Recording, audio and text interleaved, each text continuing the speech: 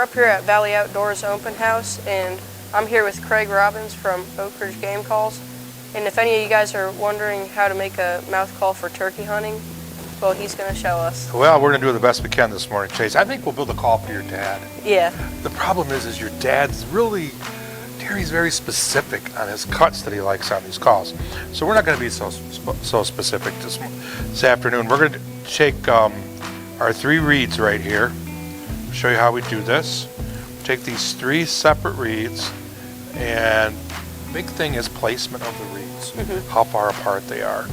I always tack them down once I lay them out, and that's really simple. I just take kind of an old pair of scissors and use that.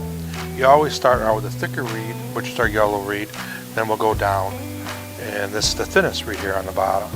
So we're going to do something a little bit different.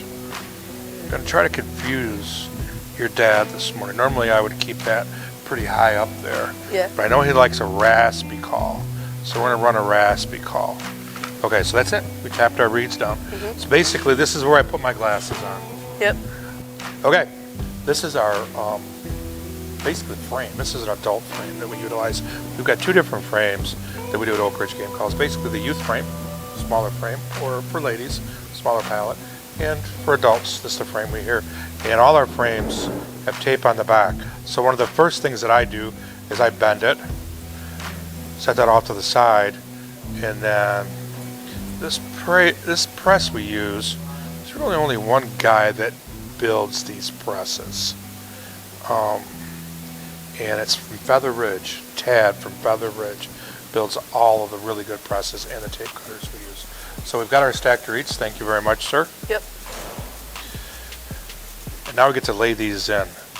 Now the important part of this, we lay these in. We got to make sure they're up as high as we can get them up on top there. And there's 2 different size struts. Stretch on the left, stretch on the right. So what I always do is I take my finger like this, just get it nice and tight. We'll get our press over here. We'll tap it down and drop it. Now, how hard do you usually press whenever you rotate the lever down?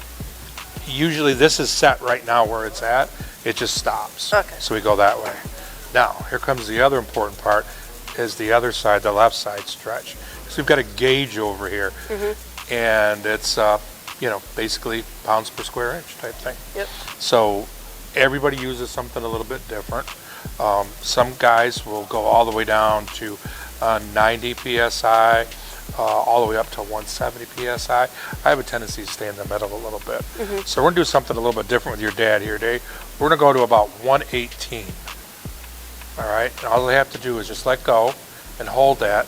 And the key is to make sure when you bring this out and over, you need to make sure that everything stays the same. Everything stays the same.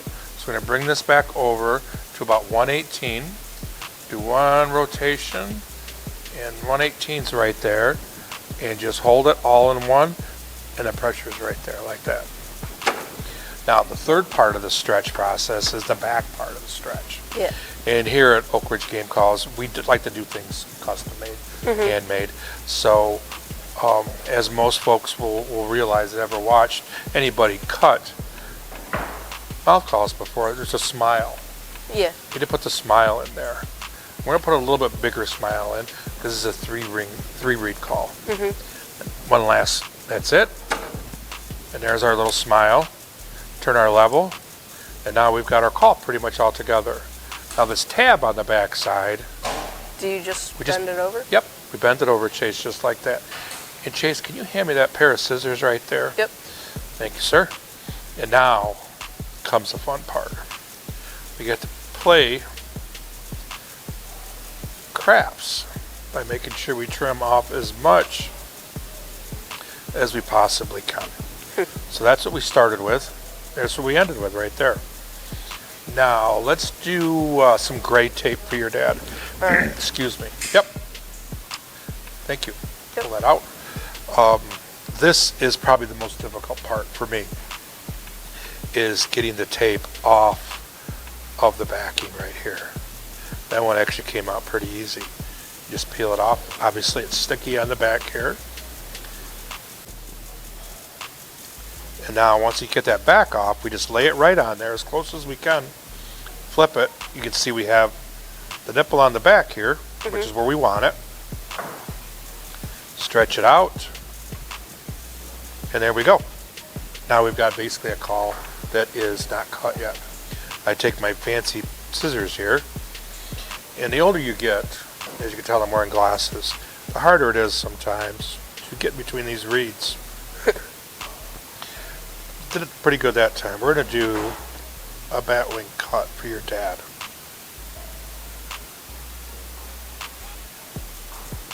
Kind of looks kind of familiar, doesn't it? So once we have that cut down, now we make our batwing. And I have a tendency to stretch it out just a little bit. And there's your batwing left. There's your batwing left. So, is this going to be like more of a raspy call? This will be a raspy call. And the reason for it is the cut and how we stack the reeds in the back. Okay, more higher pitch call. The reeds will be stashed closer together. Yeah. So we move over here. And we put this under the tape press. Just like that. You want to go ahead and pull that handle down. Pull it straight down. You'll feel it all the way down. Give it a little bit more. There you go.